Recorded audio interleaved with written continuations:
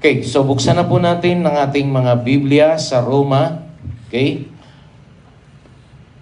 Kung mapapansin po ninyo sa pagbabahagi po namin, maging sa mga exhortation ng tithes and offering, sa exhortation po ng communion, dito po sa Home of the Lord Christian Assembly, ang kaalaman po ng bawat isa sa atin ay dapat patuloy na lumalago.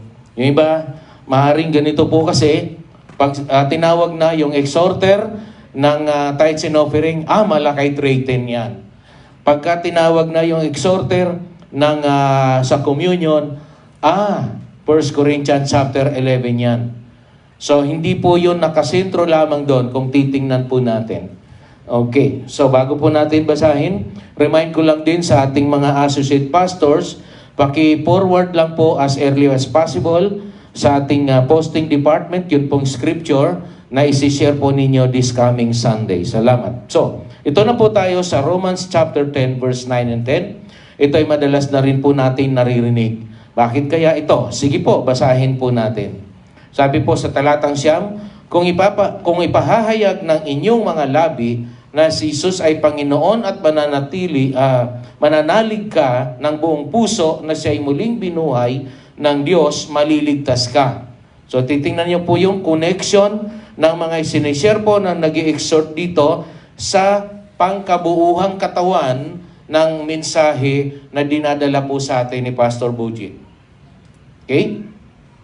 Verse 10, sapagkat nananalig ang tao sa pamamagitan ng kanyang puso at sa gayoy napawawalang sala at nagpapahayag sa pamamagitan ng kanyang labi at sa gayoy naliligtas.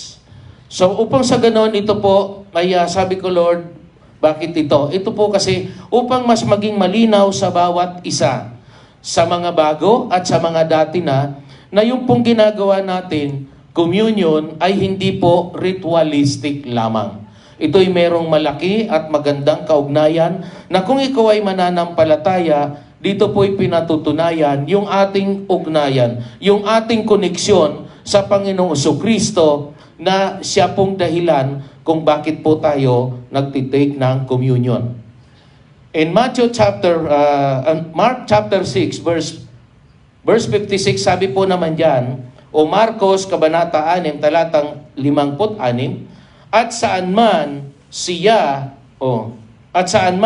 siya'y dumating, maging sa nayon, lunsod o kabukiran, ay dinadala sa liwasan o bulwagan ang mga may sakit at isinasamo sa kanya na pahipuin sila kahit man lang sa palawit ng kanyang kasuutan at lahat ng makahipo nito ay gumagaling. Yun po ang nangyayari noon. Sa panahong ito, itinagubili na ng Panginoon Jesucristo na sa tuwing tayo magkakatipon, alalahanin natin ang nangyari sa Kanya.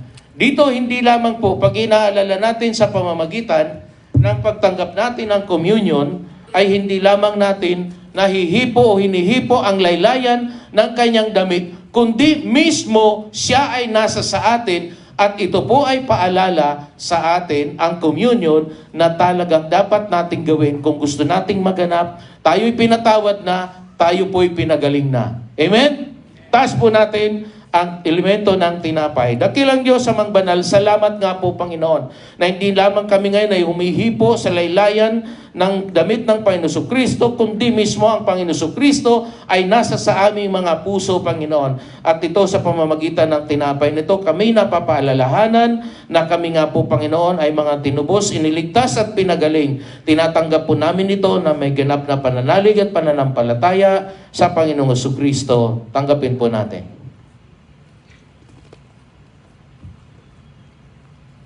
Gayon din, salamat Panginoon, taas po natin ang katas ng ubas. Matapos mo ibigay ang iyong katawan, ganon din, tinanggap din po namin ang pagbibigay mo ng iyong dugo, Panginoon.